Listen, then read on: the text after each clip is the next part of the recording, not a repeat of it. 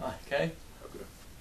We're going to start all over again, All right. Mr. Kizzie. We had some technical difficulties there with the microphone, so that. I'm going to ask you to repeat some of that stuff, but it was very interesting, and I can clarify it for both of our thought processes. Now, as we said, we're here, and it's the middle of November in Monessen, and we've got a dreary, rainy day, but it's a little bit warmer than normal. Yes, it is. Very, very. No snow. Unusual. That's right. For Monessen. We're not having to shovel Right. snow here in the Mohan Valley. Right. And we want to talk a little bit today about your service to your country in the United States Army. And we're going to talk a little bit about your background, your growing up in Monessen, and then how you came to enter into the service, and then some particulars about that service in the Army. Is that all right with you? Yes, it is. All right. Now, we've kind of gone through this a little bit ahead of time, but we'll do it again.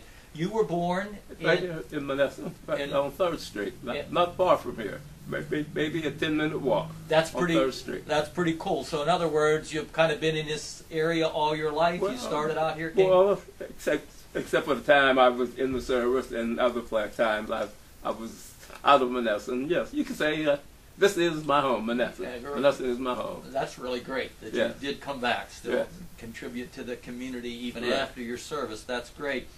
And you tell me a little bit about your family, your parents, how you came to come to. Parents were a southern.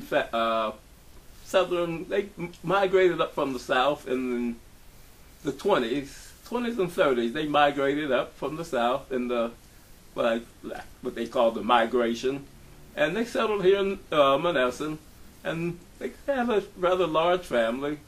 And I had 5 brothers and 3 sisters. Like I say, we grew up here on 3rd Street, and where did you rank in that? well, I say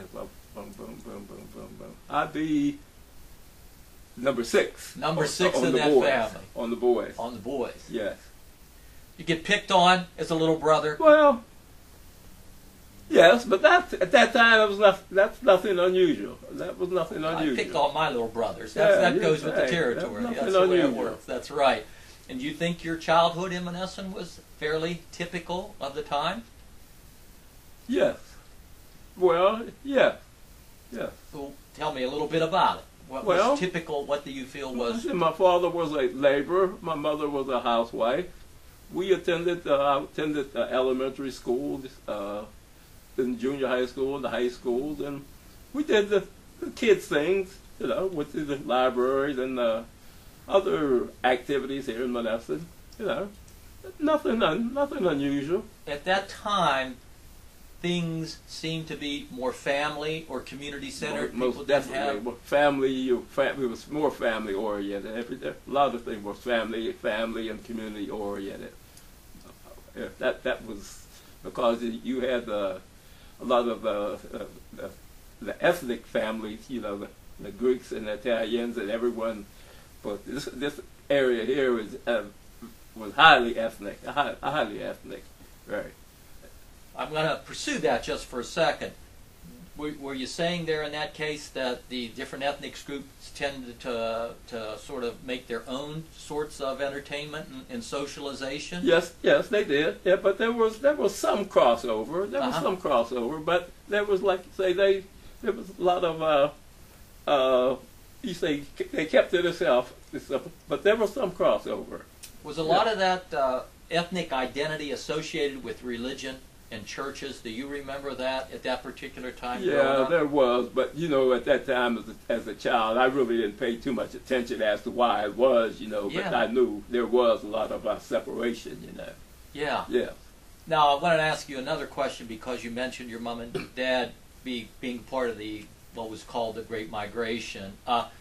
Were they married before they came up, or did they meet here? No, they married here. I'm not sure where they. Wait a minute. That's a good question. They married here in Monessen.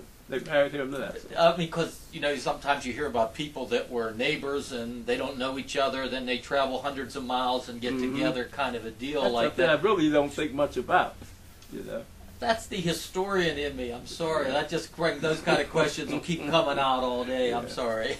You're a good sport. But that was interesting, and that was the thing that I thought about too. Were they involved in agriculture when they were down in the South? Do you know much about that? Were they? My mother was involved in about everything. Oh yeah. She was highly literate, and for both of them, they come from the South, and both of them were very literate.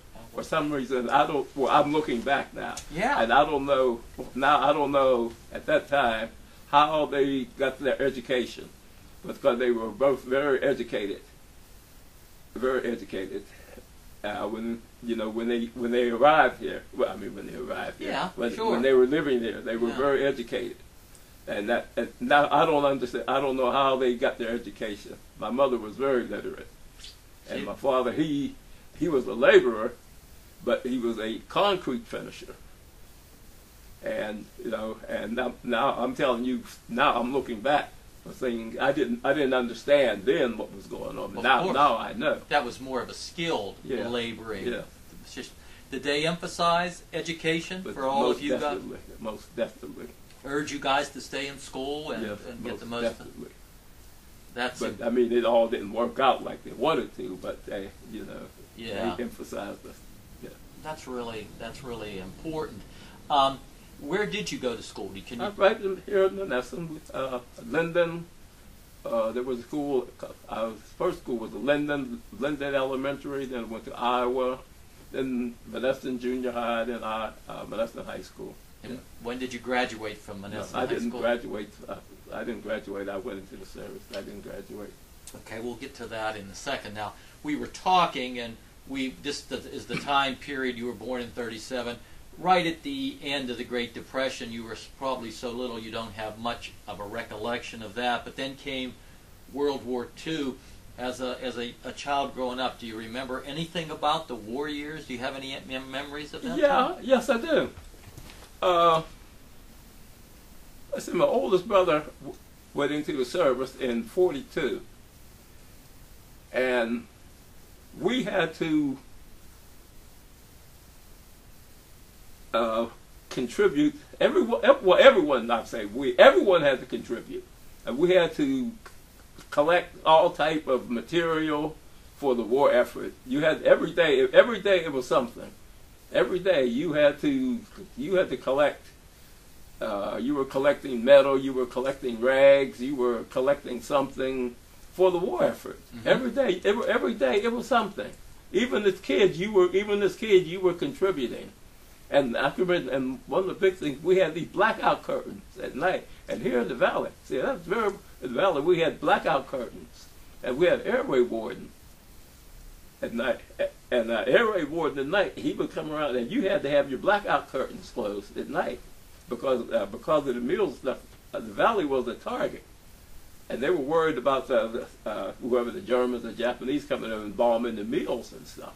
Yeah. I mean, they worry about the houses, but no way they could black out the mills, But that was the thing, And this area here, and everyone was involved in this. Every family had someone in the service. Almost everyone had someone in the service. Yeah. I'm interested in knowing, and of course you were a young child at that time. I mean, as you've been saying, you're looking back. Do you think any of that contribution at that time and having to do those kind of things in any way impacted on your patriotism or on your attitude towards your country? Oh, yeah. Like I said, even as a child, you contribute, because there used to be, I forget the names of the different people. They would come around, and you had children groups. And they would come around, and they would get us together, and they would talk to us about Tojo and Hitler and Mussolini and stuff, Yeah.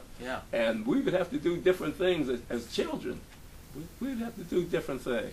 Do you remember the war ending? Do you remember what you felt or what you thought at that time? I talked about this before, not VE. I can't remember the war in Europe. But I remember VJ Day, the VJ Day distinctly. I remember VJ Day distinctly. That was... Tell me what you remember. I talked about this before. Uh-huh. I lived on 3rd Street, and right up on 3rd Street. We were all out playing. It was in the fall of the year, and we were all out playing. We was all out. We was out on the hill playing, and that's the sequence. The meal here. The meal started. The meal they had. The meal whistle started, and it was out of sequence. He said, "Why is this meal whistle blowing?" At a certain time, the whistle, then the church bells and sirens and everything's like everyone started, what's going on? What's going on? And the people started running out of their houses, and this is when I know it lasts forever, and people started running out of their houses, and we said, "What's going on? What's going on?" And they said, It's over. It's over. It's over. It's over. It's over. It's over." Oh my goodness! That's my memory forever. That's happiness, huh? That's forever. I never will forget that. Was that was the VJ day. What service was your brother in? He was in the Navy. Okay. Do you remember where he was? Was he in the Pacific? Was he sitting? No, he stayed in the Atlantic. Okay. Yeah. And he made it back okay? And sure. Oh, that's real good. Yeah. Well, that would have been another reason why, for the happiness, knowing that your loved ones would be coming home after that. Right. And so you were still in school. You're out playing. Let's talk just a little bit about your education. Then you said you were an athlete. You play ball in school? Yeah, I played football. Uh-huh. Yeah. When did you graduate? Well, you said you did not graduate. Yeah. Let's go through that. What led to your decision to enlist? You enlisted in the service Mm-hmm. instead of completing that high school. Well, my father died, and that threw us into. How old were you when your dad died? I believe I was about 10. I think I was 10. And that threw us into a bad financial situation. And he didn't have much insurance and stuff. And that threw us into a bad financial situation. And all the while, after my father died, it was just turmoil, And all my brothers after that, we just left home after that. When I got up to my turn, I just different things were going on. So I left. When I got 17, I left. Yeah, I mean, there was different other things, but I just left. Yeah, it was sort of like you looked at that as your obligation to the family. Well, yeah, you got a job. Most guys were getting the jobs. Yeah. You went into the steel mill, you did something, Did you work in the steel mill? No. You just went straight into the service? I went into the service, yeah. And how did you decide to go into the service instead of the steel mill? Because I just the mill was you could get into the mill, but it was such a process of getting into the mill. I didn't want to go through that of working in the. I didn't have the desire to work in the mill. Actually, I just didn't want to work in the mill. Mm-hmm. I just didn't want to be a mill worker. But I just didn't. For some reason, I didn't want to be a mill worker. That's interesting because, as you said, that's part of the culture of the valley. Mm-hmm. That's what little boys kind of thought they were going to do. Go to work in the mill, and there were lots of jobs available. So your mindset is, as I said, interesting. So you have this background of patriotism and your brother and this service, and you need to do something, and so you decide to join the Army? Mm-hmm. Well, tell me about that, what you went through when you joined the Army, or how you went about the process, if you can remember it, during that first enlistment where you signed up and how you did that. Did you sign up right here in Monessen, or did you? Yeah, Charleroi. Charleroi. Well, the recruiting office was in Charleroi, and you could walk. Well, we walked. walked across the bridge, walked up right over to the recruiting office, the post office in Charleroi.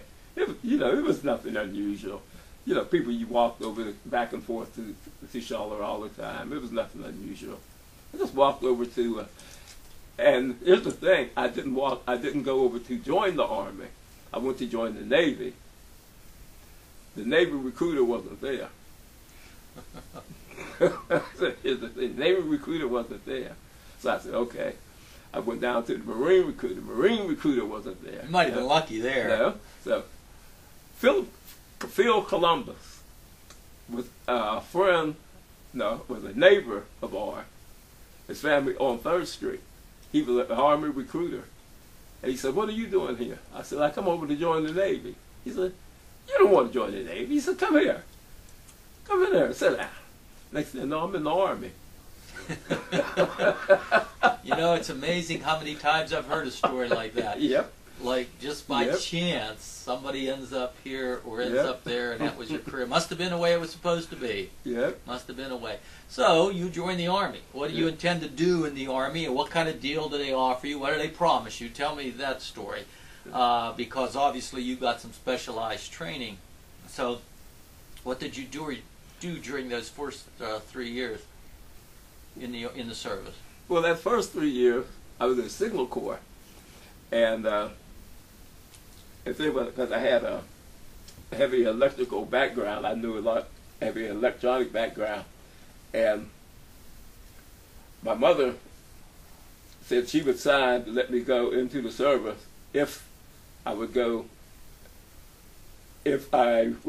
into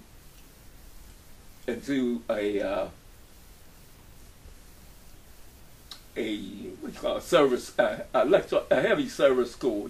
I said, okay. That's a typical mother. She wanted you to get a skill and be safe. She wanted me, she wanted me to get a skill. So I told Phil Columbus, I said, yeah. I said, my mother will sign if you guarantee. He hooks you up. If you guarantee me a skill. He said, yeah, I guarantee you a skill. Yeah. He's an Army recruiter. Yeah. Here's a skill. Yeah. You can tell you're Army veteran. You can tell you know the routine, right? Yes. Yeah. So I ended up in the Army.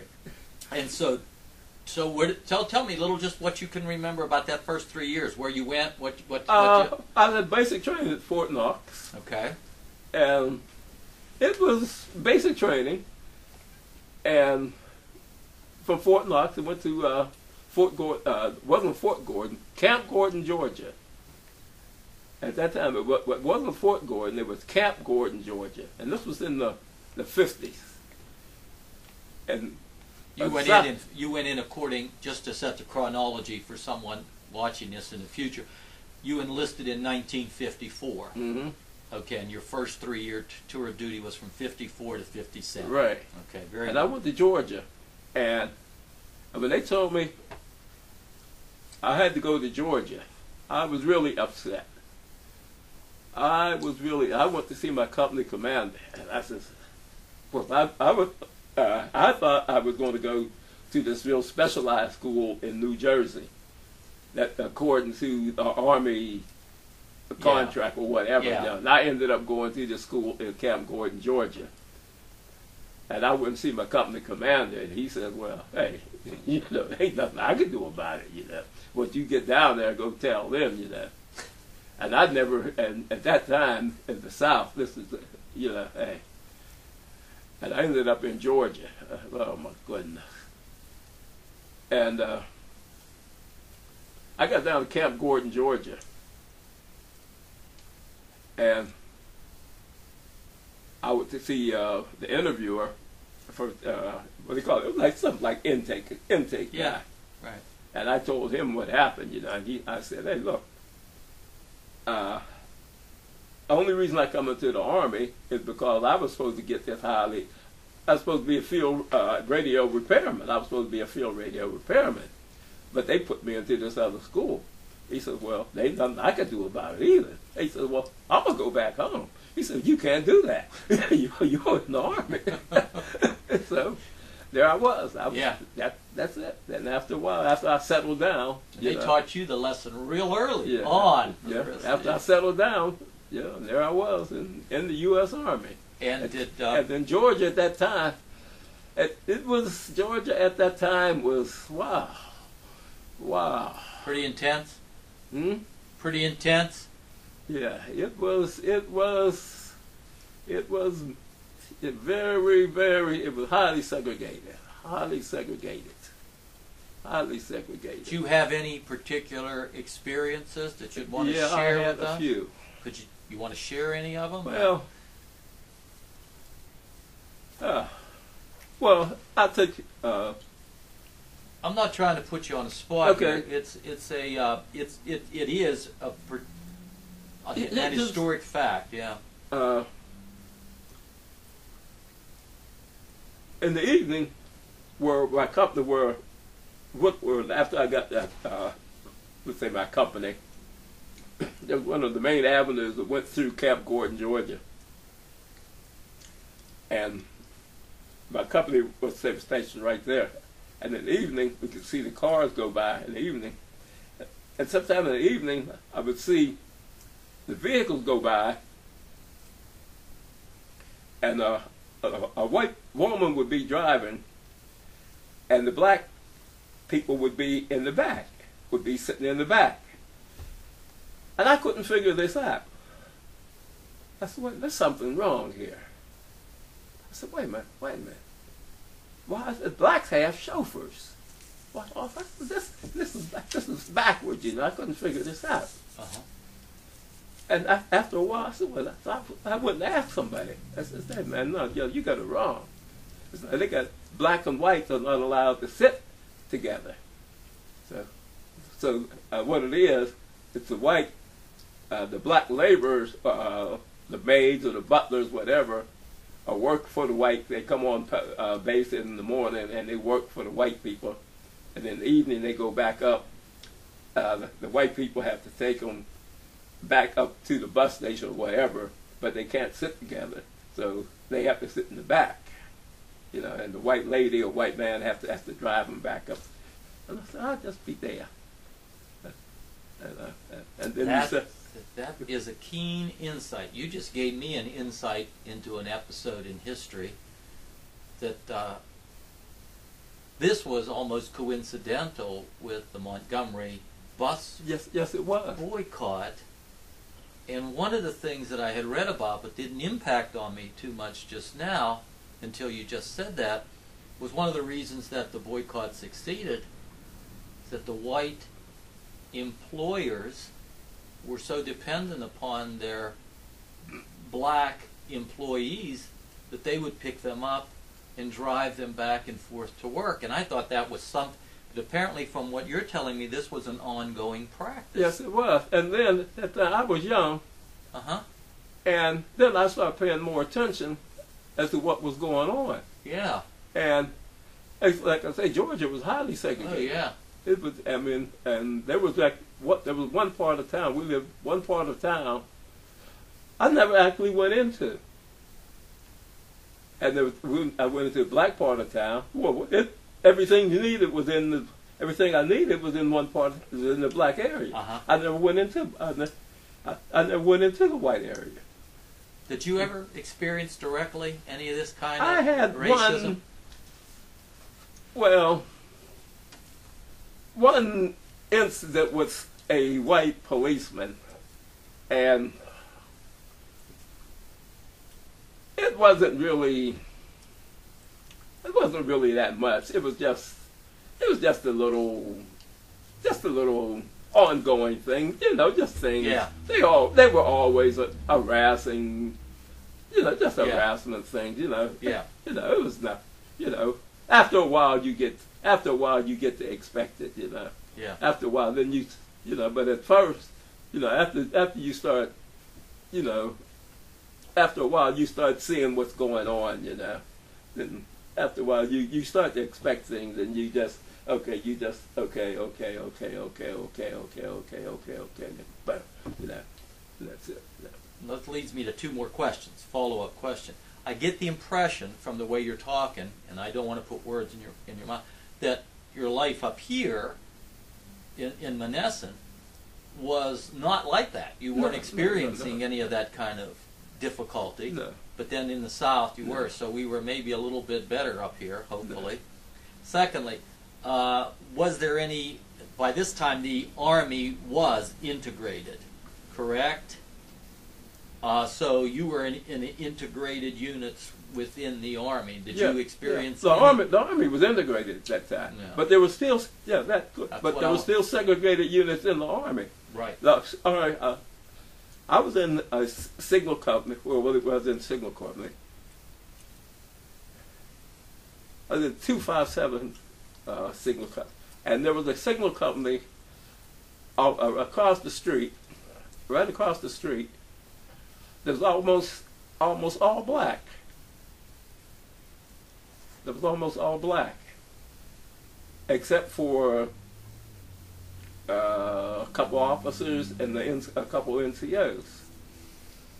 But they were going through the process of being integrated, and the couple transportation units were almost the same thing, were all black and things. They were still going through the process.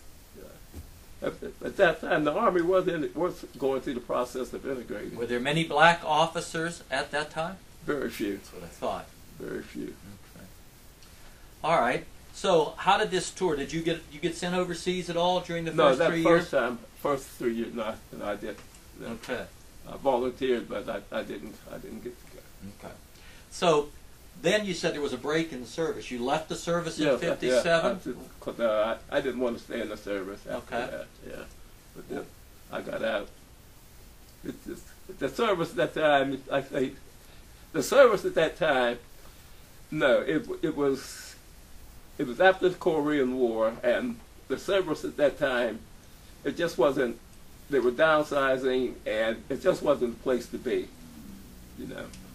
What made you decide that it was again the place to be?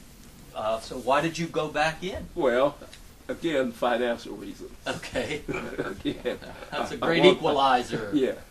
I wanted to get married for one thing. In the '58, I met local girl back here. Yeah. And employment, I couldn't get the type of job that I wanted, and I wanted to get employment, so I decided to go back into the service. She was okay with that? Your wife? Well, she was my girlfriend. Well, your girlfriends are worse than wives. Was she okay? Yeah, she was okay with That's good. I said, well, I'd go back into the service. Okay. Yeah.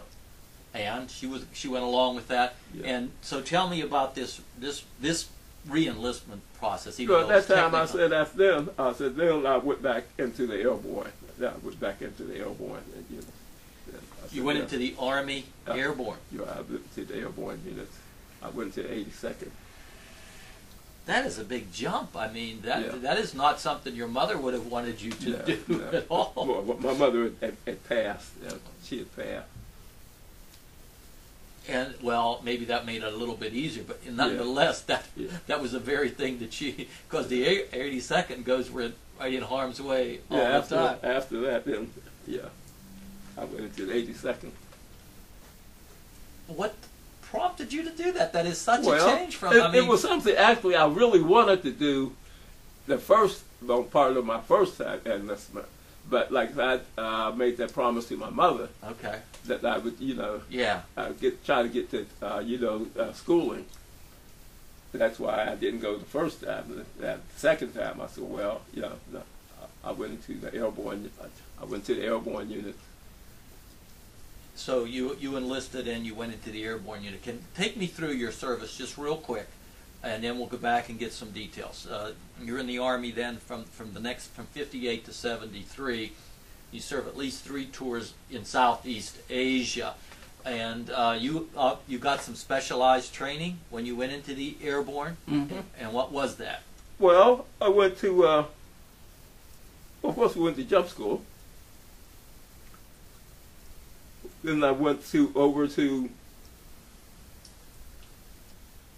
in the 82nd, I kept wait a minute, 82nd, I kept, wait a minute. I had another MOS, but they utilized it in a different way. And then when I went into Special Forces, I got some other training.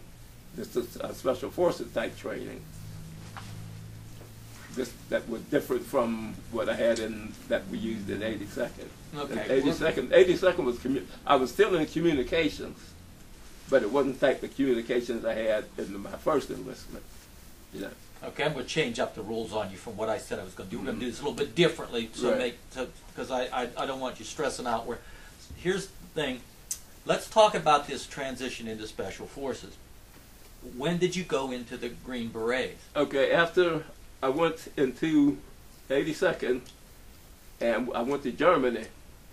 I stayed in Germany for 3 years, and while I was in Germany, something happened. I come back to the States, and I believe Special Forces, they might have had a recruiting drive on or something, and somehow I volunteered for Special Forces.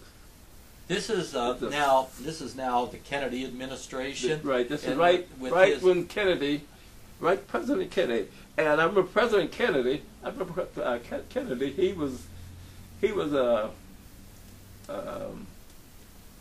doing something. And I looked. I was a little college boy, a little college kid. I said, that little college kid. He'd never make president. You know, he was campaigning about the same time. You know, I said, he'll never make president. I was a little rich college kid. You know, that's what I called it. You know, and that's about the same time I went into Special Forces. You know, right in the early '60s. Yeah. A lot of people said that about him. He's a lot tougher than I guess a lot of us kind of realized at the time. He made more than one campaign stop in the Mon Valley, and right about the time they were shipping you off to Laos, he came over here to Monessen in '62. So Kennedy starts the Special Forces, and something about this appeals to you? Oh, sure. Well, what? Well, Kennedy, once, if you heard John Kennedy speak, wow, we're still, I don't think the younger generation today, I don't think they understand I don't think some of us are still on the tail end of what John Kennedy sent us out to do. We haven't completed it yet. John Kennedy sent us on a mission, and we haven't completed it yet. What was that mission? How do you pursue that mission? We haven't completed it yet. He sent us. It's on the flag. The oppressor liberate.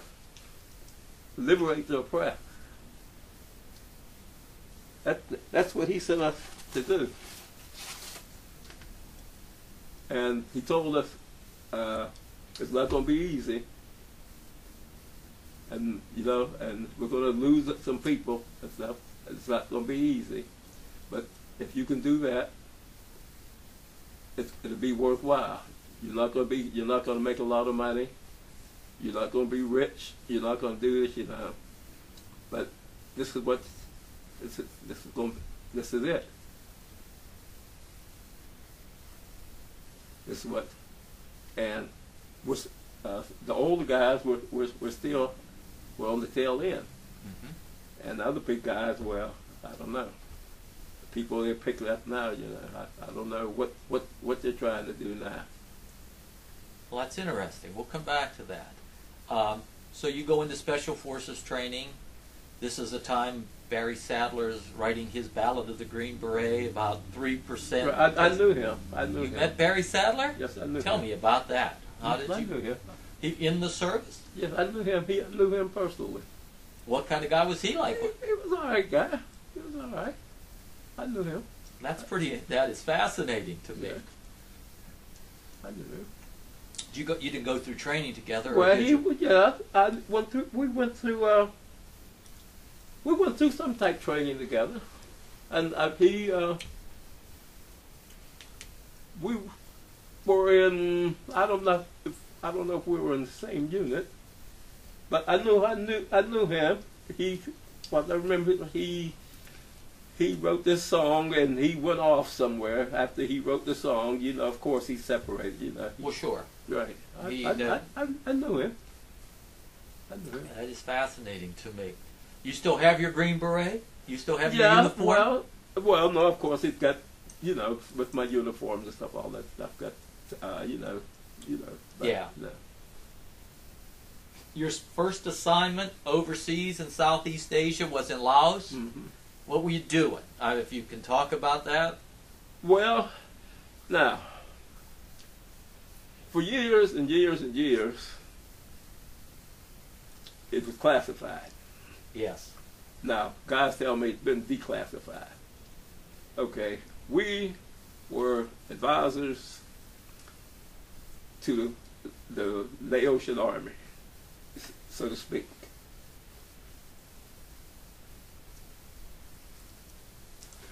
This is 62, somewhere around there. And that, in other words, you were helping. That was the original mission, to train the Vietnamese, the Laos, to fight not the them. Vietnamese, not the Vietnamese, no. The Laotian, Royal Laotian Army.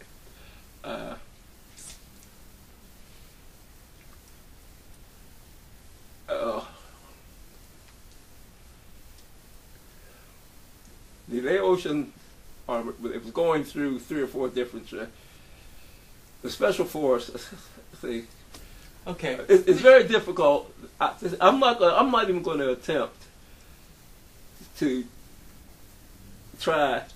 I'm not even going to attempt to say what everything that Special Forces guys were involved in. all right. Let me just ask you this then, because again, like you said, classified information and all this. But maybe you can understand this. Were you ever shot at? Shot at, please. Yes. And you shot back. Yeah. So for all intents and purposes, Yeah. you were in combat Yes. in Laos Yes. in 1962. Yes. That's all we Yes. need to know for this. Because, as you and I were talking about before, when most Americans think of the Vietnam War and the war in Southeast Asia, the American involvement, they think of 1964 with the Gulf of Tonkin resolution and President Lyndon Johnson escalating the war. But it was obviously, from what you're telling me, our first casualties, if someone has the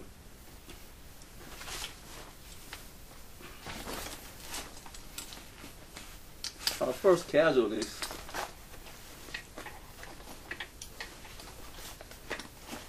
in Southeast Asia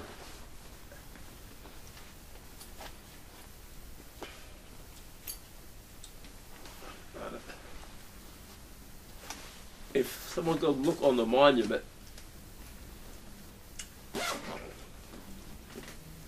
you'll see the first casualties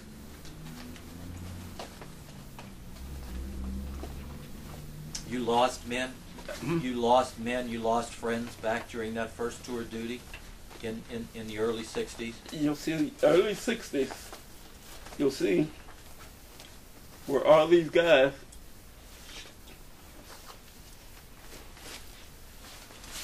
were getting, well, yeah, in the early 60s.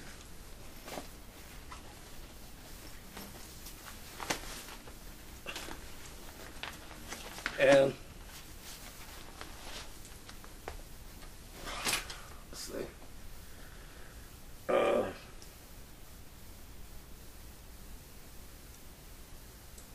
Let's see.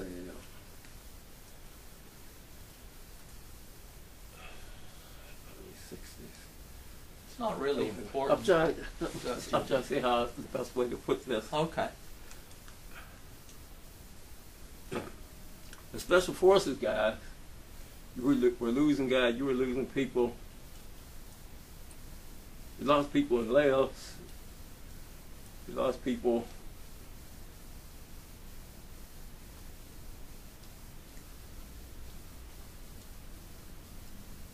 I'm not going to say Cuba. I can say there's same thing. I'm not going. There's areas I'm not going to go into. Okay, because I don't have factual. I mean, okay. I know things occurred, but for you to ask me to prove it, I can't. That's not the point. I can understand what you're saying. Let me ask this. Actually, when you were in Laos, you were kind of operating north of the 17th parallel. You were like across from North Vietnam. I did two things in Laos. I worked with Air America. Did you ever hear of Air America? Yes, I have, but you want to tell us what that was? Air America, one thing I did with Air America was go and resupply and carry different things around out to the different outposts by helicopter. At that time, we didn't have all this fancy communication equipment. We just had this one type of communication equipment, and you could just communicate from the base station back to headquarters. They couldn't communicate from the ground to the helicopter, and the helicopter was Air America helicopter. Air America, we were working with Air America, and we'd go out and we'd fly, we'd go resupply. We'd call our FTTs, which were out in the cars. We'd say the cars. See if there were the cars in Laos, the cars and the plane of jars, all these different areas, and we were going in north of Taket.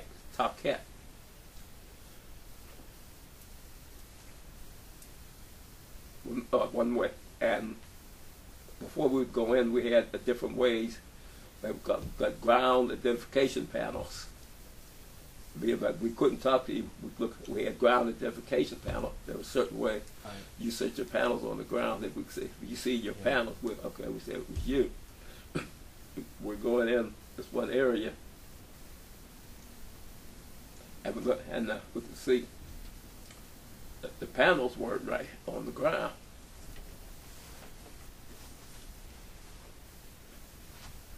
Okay, circle. And we see the guy in uniform, and we knew this wasn't right. Circle here.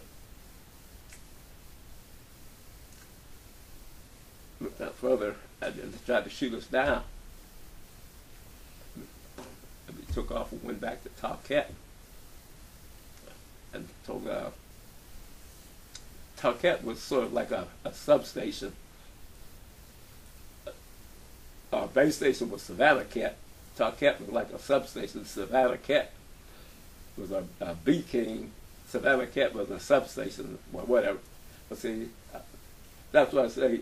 This would take all day, and see, this happened so many times. This happened twice. Well, let me ask a few more specific questions then, so you don't have to try to worry about talking around it. I want to talk about maybe some changes that from that first tour to the second tour to the third tour, and this is going to be something that I did some research on. Do you remember the kind of rifle that you carried during your first tour over there in Vietnam? Sure. First, we had Laos. We had the standard M1, M16, M1 Tommy guns, carbines, So you were different type. sort of almost those old World War II derivatives, huh? And that's what I'd read.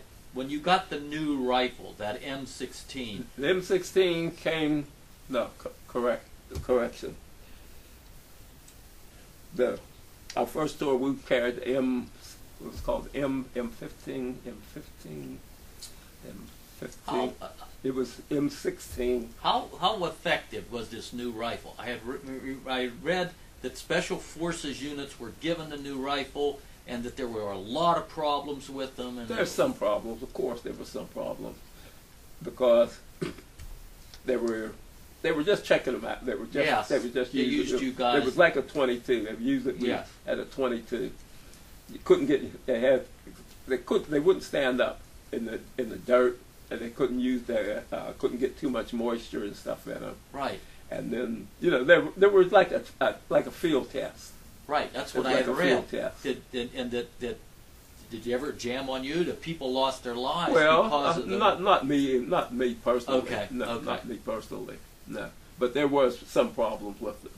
So that wasn't the only weapon being used though. There were different type weapons. Okay. But that was used. That was just more or less like a field test. Yeah, I had read that, and it said that there were problems in effect, that sometimes they malfunctioned under the worst possible circumstances, and men were in situations. Let's go then generally and talk then. When you went back over there into Vietnam in '64, would you have any just general impressions about the changes, either in what your mission was, or in the attitude of the people, or what you were doing from that Laotian campaign to what you were doing in Vietnam? Yeah, well, definitely. Now, Vietnam, again, you have your map there. Yeah. Vietnam was in 4 corps. You had 4 corps. Our corps, you had 4 corps. Plus, you had all kinds of little different missions, operations, and stuff. And no one actually, I don't even think no one can actually tell you what operations went on in all 4 corps. No, and if anyone thinks they can tell you, they're telling you a lie. No one can tell you. I mean, I can tell you what went on in our area. No, not even in our area. I can tell you what went on in our camp. I can't tell you what went on in our area, because there might have been another camp somewhere in our area, and I don't even know what they were doing. See? And I'm not going to tell you what I knew what went on in our area.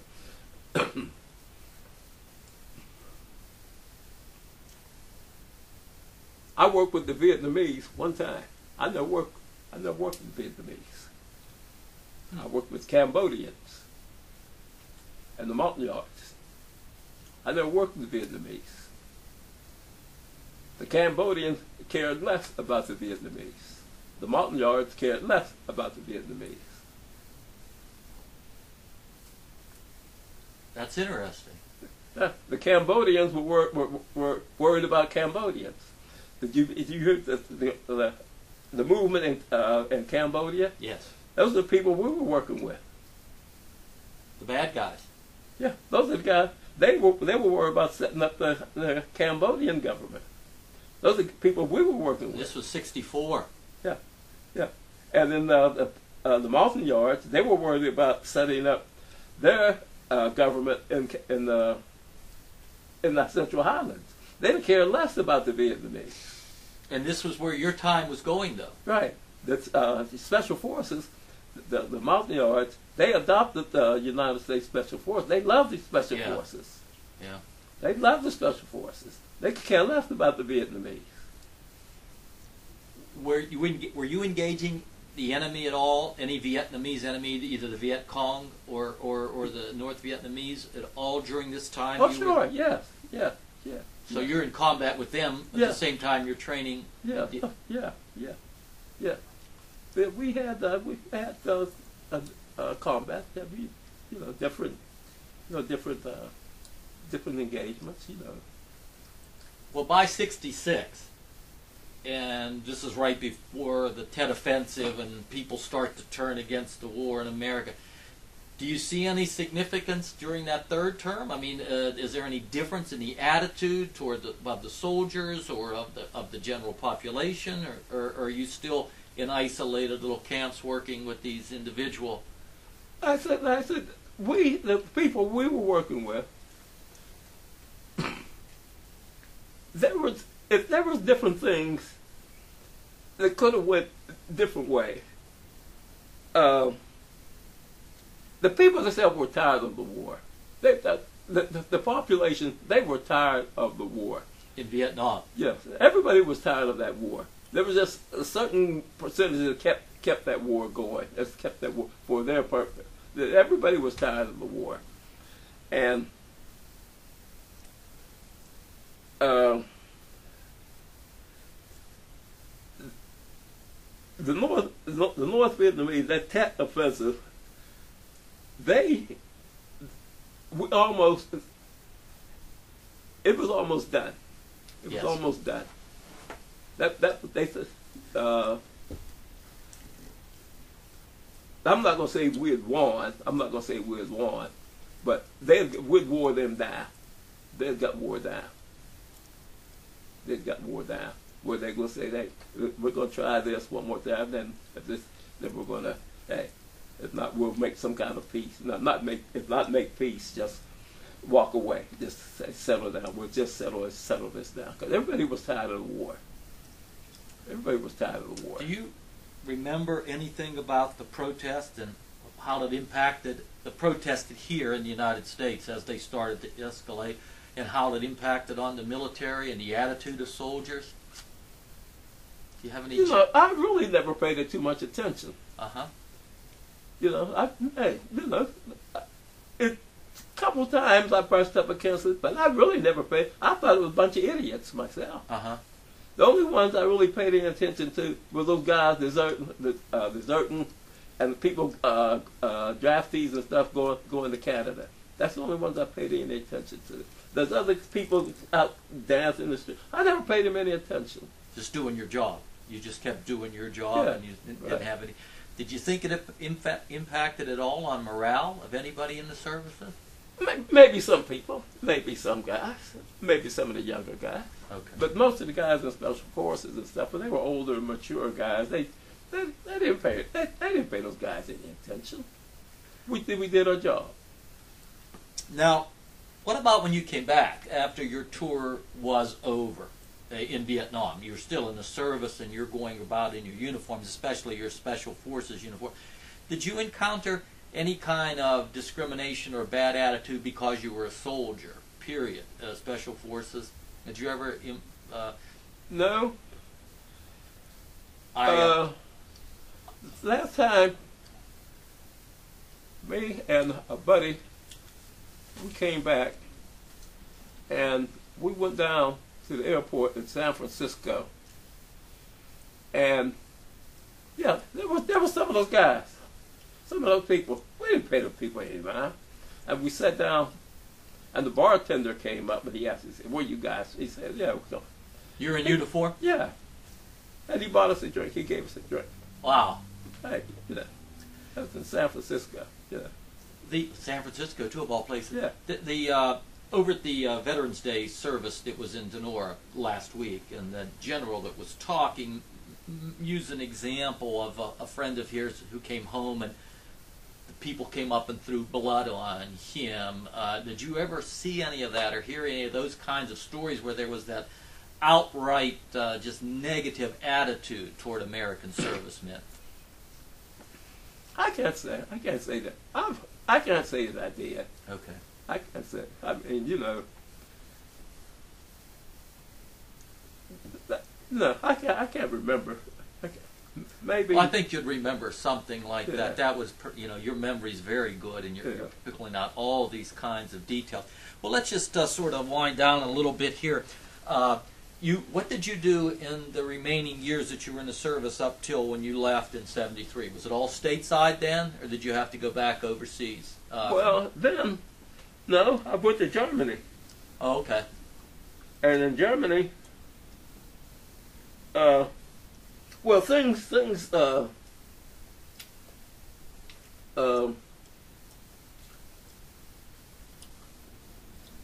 they needed some people in Germany in the third Infantry Division,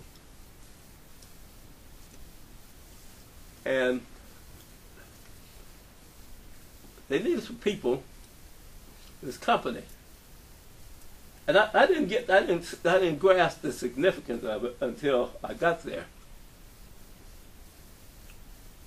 Why they sent me to this company? Why they were sending? Well, I wasn't the only one. They were taking guys out of Special Forces, sending them over to these units in Germany, overseas. And once I got there, and then I started seeing what was going on.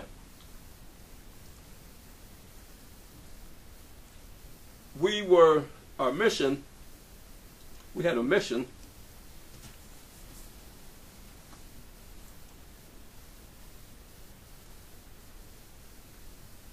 was, now I want to get this so you understand it. There was about maybe about 75. But there were three platoons. I had one platoon. And go and fold the gap. You ever hear of fold the gap? No, I have not. Well, then people forget about Europe. People forget. See, the Russians were waiting to take advantage of this. The Russians were waiting. See, people forgot all about Russia. The Iron Curtain. Yeah, and we were sent over to the border area, and this unit, and the unit we're supposed to what they call fold the gap. Fold the gap was one of the areas where they expect the Russians to come through. There's some bridges and other stuff, and our mission was to go into there and blow these bridges and these culverts and stuff, slow the Russians down. Now, if you read they call it scenario and stuff, how you supposed to what did you do after that? There's nothing you're supposed to do after that because you're not getting out of there. You're supposed to be 100% candidate. I had read that there were expendable groups on the border that all it was to do was to buy, just to buy time. Yeah, that was our mission. My goodness. Yeah. What a career you've had, sir. Yeah. Now let's go back and talk a little bit about some personal things. I see your wedding ring. So you married this girl that was going to be this is my second marriage. My first marriage, boom. After I came back from Vietnam, I didn't even realize. Well, now all of a sudden everybody, they realize that hey, there's something wrong with these guys when they come back. Stress.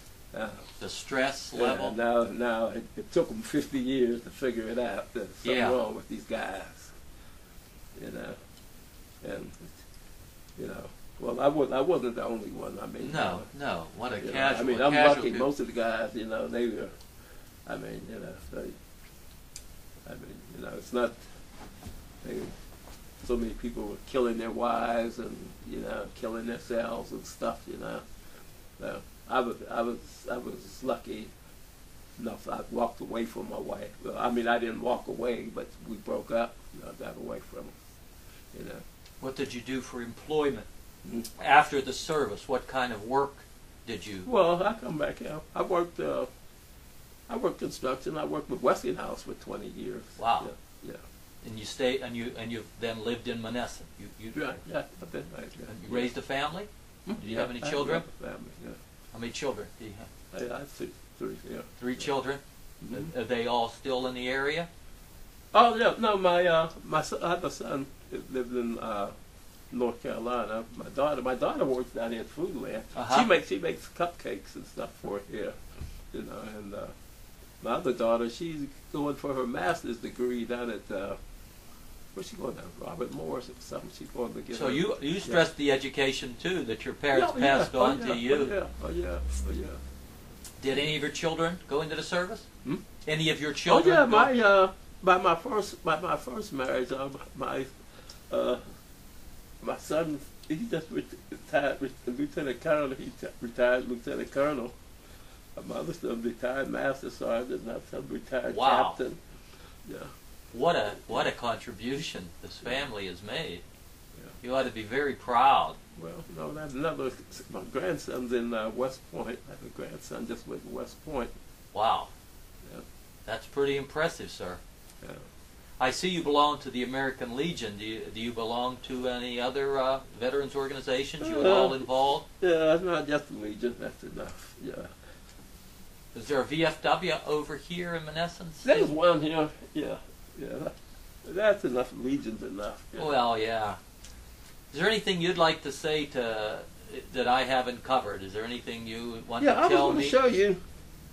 This is we were talking about something. About what's on the wall? This is Oh, yeah. This is the black Special Forces guys Okay. from Vietnam.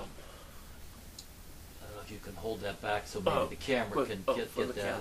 camera. Yeah. These the black Special Forces guys from Vietnam. That lost their lives? Hmm? Yeah. That lost their lives? Yeah. I imagine then you knew some of those I men? knew a bunch of them. So you left a lot of buddies there? Yeah. Well, sir, it has been fascinating talking to you. We could probably use a couple more hours. So many things you've touched on. When you speak of Special Forces and stuff, I wouldn't try. I could speak about me, what I did, and and there could be another group of Special Forces guys over there, and there's no way in the world I would attempt to tell you what they're doing, because that's the nature of the game, you know. Well, you spoke very eloquently about what you experienced. A lot of insights, not just into your service, but in terms of what was going on in the country. A lot of conceptual thoughts that way down the line people are going to be able to interpret in a lot of different ways. So I want to thank you for being here with us today. I want to thank you for sharing. I want to thank you for this opportunity. No. I want to thank you for sharing your story, and I want to thank you for this service to your country. Okay, it's been an honor to talk to you, sir. I hope I got a little gun shy here in front of the camera. Absolutely not. It was just great. My. I'm telling other guys that to be ready. Other people what they expect. What the